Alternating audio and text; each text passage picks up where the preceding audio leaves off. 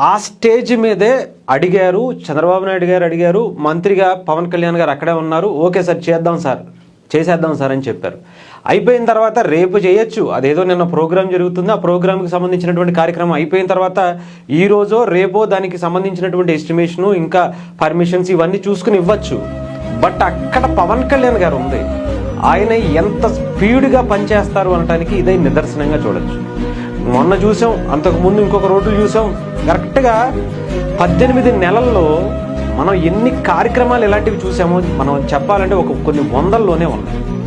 ప్రతి ఒక్కళ్ళు పవన్ కళ్యాణ్ గారి గురించి విమర్శించే ముందు మీ బ్రతుకులేంటో చూసుకోండి. ఫస్ట్ మీరు ఎవరికి సపోర్ట్ చేస్తున్నారో అలాంటి వాళ్ళు వాళ్ళ జీవిత కాలంలో వాళ్ళ తాత ముత్తాతల పేర్లు చెప్పుకొని వచ్చినటువంటి రాజకీయ చరిత్రలో ఇలాంటి పని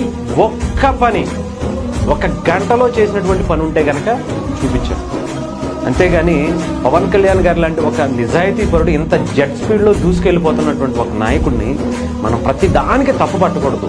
తప్పు పట్టాలి, అది ఎక్కడ అంటే అది తప్పు చేసినప్పుడు చూపించాలి. అంతేగాని ప్రతిదానికి ఆయన మీద మనం విరుచుకు పడిపోవడం అనేది కరెక్ట్ కాదు. నిజంగా ఇది చూసిన తర్వాత అయినా సరే కొంచెం సిగ్గు తెచ్చుకుని మాట్లాడితే బాగుంటుంది.